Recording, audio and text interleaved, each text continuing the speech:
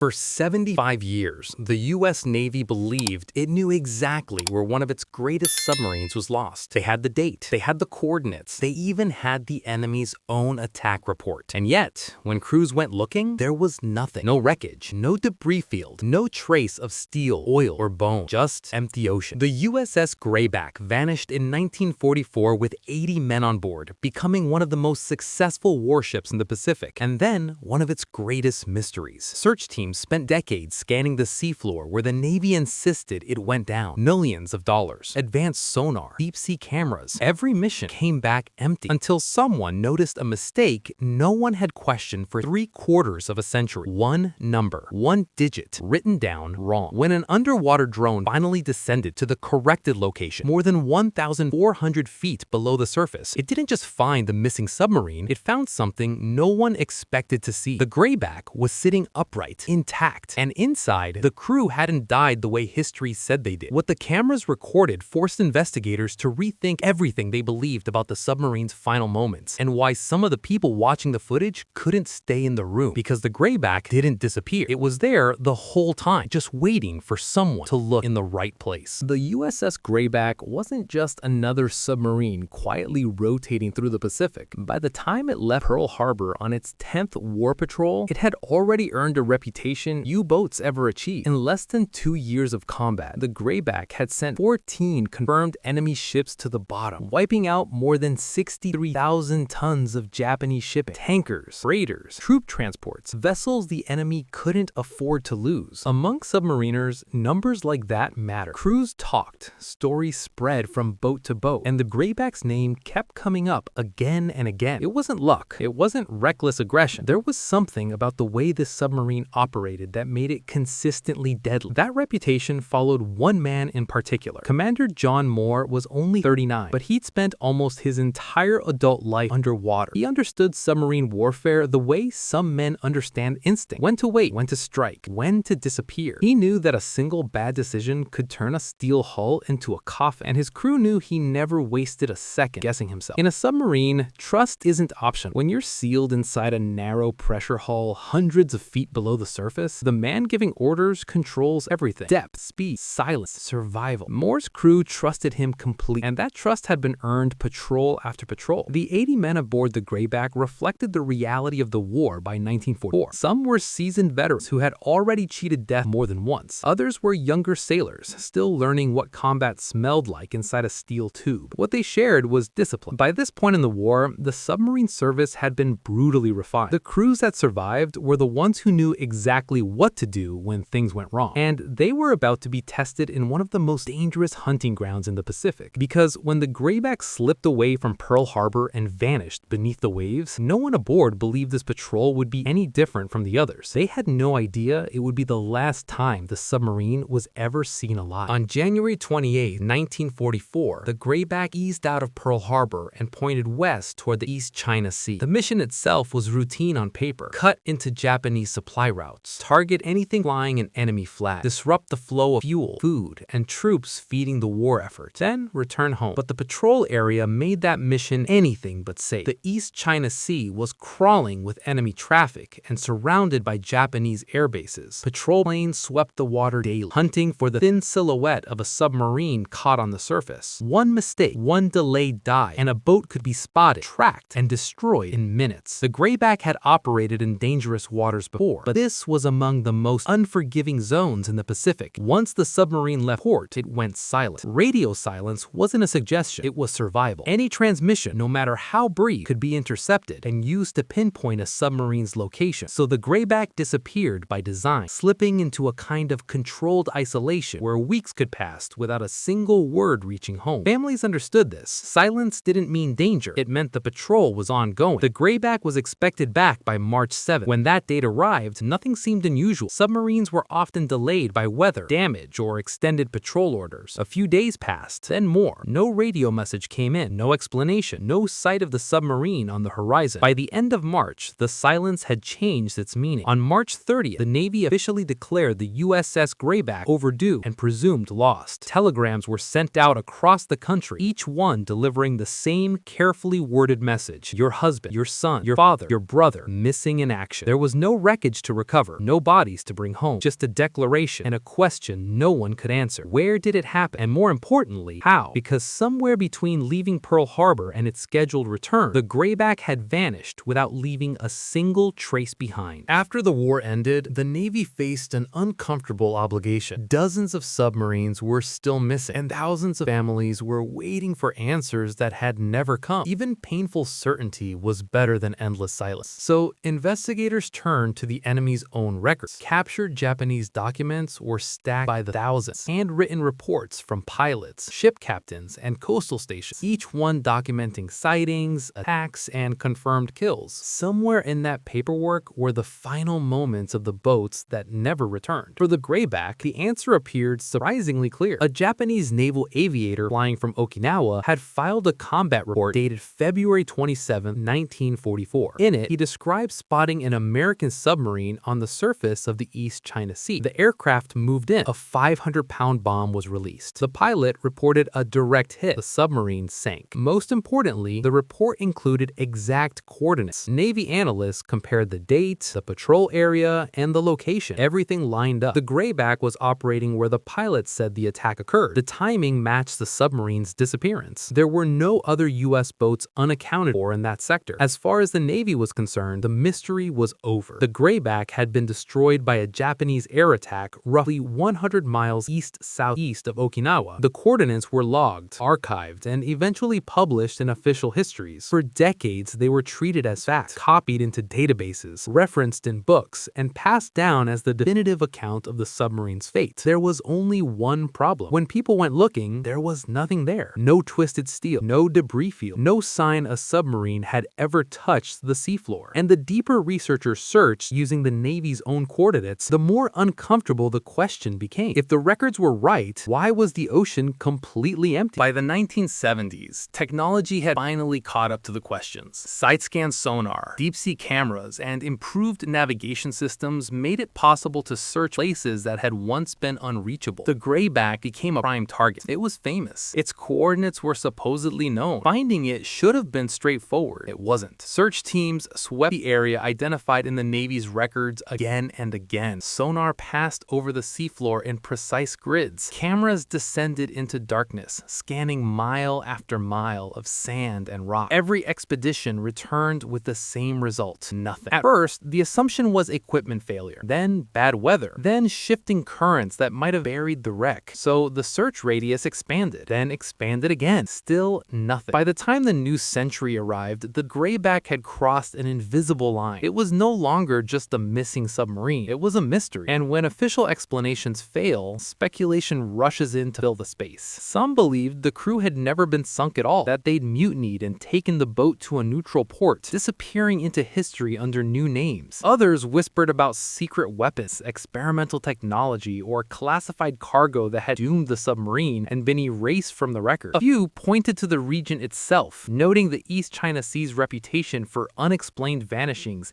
and ancient maritime legends. None of it could be proven. None of it could be disproven. Families were left in a kind of suspended grief. There was no grave to visit, no confirmed wreck to mourn over, just coordinates that led nowhere, and theories that only deepened the pain. Children grew up, parents passed away, and the question followed them through the decades. If the Navy was right, the Grayback should have been there, and if it wasn't there, then something in the official story was wrong. The breakthrough didn't come from new sonar or deeper dives. It came from paper. In 2018, a Japanese systems engineer named Utaka Iwasaki had an unusual hobby. After work, he spent his time reading original World War II military documents preserved in Japanese archives. Not summaries, not translations, the actual handwritten reports, studied character by character. While reviewing an aerial attack report dated February 27, 1944, one document stood out. It was the same report American investigators had relied on for decades to explain the Grayback's loss. The same coordinates, the same conclusion, except the numbers didn't match. In the original Japanese text, the longitude was written as 128 degrees east, but in US naval records, that same coordinate appeared as 127 degrees east. One digit had been changed during translation in the immediate post-war years. It didn't seem like much, just a single degree. But on the open ocean, 1 degree of longitude isn't a rounding error. It's the difference between one stretch of water and another entirely, roughly 100 miles, far enough to make every search effort miss its target completely. For 75 years, every expedition had been scanning an empty patch of seafloor, convinced the wreck had to be there. Meanwhile, the grayback was sitting untouched in a completely different location, hidden not by depth or technology, but by a clerical mistake. Iwasaki shared his findings with Tim Taylor, the founder of the Lost 52 Project, a team dedicated to locating every American submarine lost during World War II. Taylor reviewed the original documents, rechecked the math, and came to a simple conclusion. They hadn't been failing to find the grayback. They had been looking in the wrong place the entire time. And now, for the first time since 1944, they knew exactly where to go. The expedition launched in 2019 aboard the research vessel Petrel, a ship built specifically for deep-sea discovery. This wasn't a hopeful search. It was a calculated one. The corrected coordinates narrowed the target zone, but what waited below was still hidden beneath more than a quarter-mile of water. The primary tools weren't human divers. They were machines. Autonomous underwater vehicles were deployed first. Robotic drones programmed to descend to the seafloor and sweep the area in precise patterns. As they moved back and forth through total darkness, side-scan sonar mapped the terrain below, translating sound into ghostly images of whatever lay beneath the silt. The depth was unforgiving. At nearly 1,400 feet down, the grayback would be resting in what oceanographers call the midnight zone. Sunlight never reaches it. The water stays near freezing. Pressure at that depth is strong enough to crush a human body instantly. No diver could ever reach it. Only technology could. The East China Sea didn't make things easier. Volcanic rock formations cluttered the bottom, creating sonar returns that mimicked wreckage. Ridges and outcroppings cast acoustic shadows, hiding what lay behind them. Every anomaly had to be checked. Most of them led to nothing. Days passed in repetition. Launch the drone, wait, recover it, download the data, scroll through hours of grainy sonar images. Disappointment became routine. Then the pattern broke. One of the sonar scans showed a hard return, smooth, elongated, unmistakably metallic. The shape was too symmetrical to be natural, too large to ignore. The signature matched the dimensions of a submarine hull. The autonomous drone had done its job. Now it was time to look with eyes. A remotely operated vehicle was lowered into the water, tethered to the ship by a fiber optic cable. Unlike the drones, this machine was piloted in real time. Whatever its camera saw would be seen instantly on the monitors above. As the ROV descended, the screens showed nothing but black water. Then, at 1,400 feet, the seafloor appeared. Mud, silt, shadows, and rising out of the darkness, steel. The curved hull came into view first. Then, the conning tower. The USS Grayback was sitting upright on the ocean floor, intact and unmistakable. 75 years after it vanished, the submarine had finally been found. But the moment that realization set in, the room didn't erupt the way anyone expected. Because as the cameras moved closer, it became clear the discovery was about to raise questions no one was prepared to answer. At first, the discovery felt like triumph. The grayback had been found, upright, preserved. 75 years of speculation finally ended. But the closer the ROV's cameras got, the more unsettling the scene became. The deck gun, a 4-inch cannon mounted forward of the conning tower, was swung out and elevated towards the sky. This wasn't the posture of a submarine preparing to dive. This was the posture of a vessel ready to fight. Standard protocol dictated that submarines immediately submerged when aircraft appeared. Every second on the surface increased the risk of being spotted and destroyed. Yet here, the commander had chosen resistance over retreat. The crew had manned the gun. They had prepared to engage the enemy. The cameras moved up to the conning tower. A massive hole gaped in the aft section, metal peeled inward, evidence of the bomb dropped by the Japanese pilot that fateful February day. The devastation confirmed the official story, yet something subtle and horrifying told a far more personal tale. The hatch leading from the bridge to the interior of the submarine was open. It hadn't been torn off by the explosion or blown open. It was simply open, as though men had been climbing down through it in the seconds before disaster struck. That single detail hinted at the chaos inside. The crew was still in the process of abandoning the surface, trying to escape the blast, and caught between life above and the sealed hole below. The dive planes were set to descend and the engines were engaged. The grayback had been attempting to submerge even as the bomb hit. The explosion tore open the bridge, water rushed in uncontrollably, and the submarine began to fall, not sink slowly. It plummeted 1,400 feet into darkness. Inside, the unimaginable was revealed. The crew hadn't scattered. They hadn't abandoned their stations. They stayed exactly where they had been trained to be. The engineer remained by the diesel engines. The torpedo crew stayed at their tubes. The men steering the boat stayed at their instruments. Even as emergency lights flickered and water poured through every breach, every man was doing his job until the very last moment. It was a moment frozen in time, preserved by pressure, cold, and darkness. The ROV operators realized the full weight of what they were seeing. The Greyback had become a deep-sea Pompeii, a perfect snapshot of 80 men at their posts, carrying out duty until the very end. Some of the team watching couldn't stay in the room. The human instinct to look away when confronted with death, so disciplined, so complete, was overwhelming. This wasn't just a discovery of a wreck, it was a revelation. The crew's loyalty, training, and courage had been preserved for decades in the cold black depths, and now the world could finally witness it. Submarine warfare leaves no room for panic. Unlike surface ships, there are no lifeboats waiting on the deck, no open air to run toward when disaster strikes. Inside a submarine, survival depends on discipline so strict it borders on instinct. Every man has a role, and abandoning it doesn't increase the chances of living. It guarantees everyone dies faster. That reality was written all over the Greyback. The positions of the crew told a story no written report ever could. The machinists stayed near the engines, managing pressure and power as long as they could. The torpedo men remained by their tubes, ready in case the boat somehow survived long enough to fight back. In the control room, sailors were still positioned near the gauges and valves that controlled depth and ballast, trying to save a submarine that was already falling out of the sky and into the sea. There was no scramble toward escape, no signs of chaos, just men doing exactly what they had been trained to do, even when there was no realistic hope left. The deep ocean had preserved that moment in a way the surface never could. At 1,400 feet, the water is cold enough to slow decay to a crawl. Sunlight never reaches that depth, and most scavengers can't access sealed steel compartments. The pressure hole that failed to save the crew from flooding had unintentionally sealed their final moments in time. Boots were still laced. Tools remained clipped to belts. Headphones rested near sonar stations where someone had been listening for threats, until listening no longer mattered. The effect on the expedition team was immediate. This wasn't wreckage. It wasn't debris. It was a workplace interrupted by catastrophe. Several crew members quietly stepped out of the control room, unable to keep watching. The silence inside the ship above the wreck was heavier than the ocean itself. Tim Taylor made the call without hesitation. The ROV would not enter the submarine. No manipulation arms would reach inside. No artifacts would be removed. There is a boundary between discovery and disturbance, and crossing it would turn investigation into violation. The Greyback was no longer a mystery to be solved. It was a war grave, and that understanding reframed everything. This wasn't about how the submarine failed. It was about how 80 men held the line until the very end, locked into duty so completely that even death didn't break formation. But what this discovery meant for the people waiting on shore was something else entirely. For the families of the Greyback's crew, the war had never truly ended. They had lived for decades with a notice instead of a grave, a set of coordinates instead of a place they could point to on a map and say, this is where he rests. Knowing someone is gone is one kind of pain. Not knowing where they went is another. The discovery changed that. Under U.S. military policy and international maritime law, the USS Greyback was immediately classified as a protected war grave. That status wasn't symbolic. It meant no salvage, no artifact recovery, no disturbance of any kind. The submarine and the men inside it were considered buried at sea, their final resting place legally and morally sealed. After the documentation was complete, the crew of the Petrel gathered on deck. There were no cameras staged for drama, no speeches meant for history books, just a list of names, all 80 of them. Each name was read aloud. A bell was rung once for every man. A wreath was lowered into the water above the wreck. A small circle of color drifted on the surface, marking a point that had been invisible for 3/4 of a century. Tim Taylor later summed it up with a sentence that carried more weight than any ceremony. We brought them home. Not in the physical sense. The submarine remains 1,400 feet down in permanent darkness, but in the way that matters to families. The uncertainty was gone. The wondering could finally stop. For some relatives, the discovery reopened old wounds. For others, it closed them. There is no single way to grieve a loss delayed by 75 years. Some wish the remains could be returned to American soil. Others believe the ocean was where sailors belong, and that disturbing the wreck would break the peace they had earned. What united them was certainty. The Greyback hadn't vanished into myth or conspiracy. It hadn't been erased by secret programs or supernatural forces. It had been destroyed in combat, and its crew had met that moment with discipline and resolve. But the story didn't end there, because the Greyback was only one answer in a list that still had dozens of unanswered questions. The Greyback's discovery solved one mystery, but it also exposed a far larger one. During World War II, 52 American submarines were lost. The Greyback was only one of them. More than 40 others are still missing, their locations uncertain, their stories unfinished. And now there's an unsettling possibility. If a single mistranslation mistranslated digit kept the grayback hidden for 75 years, how many other submarines are still lost for the same reason? How many wrecks are sitting in darkness because of clerical errors, rushed translations,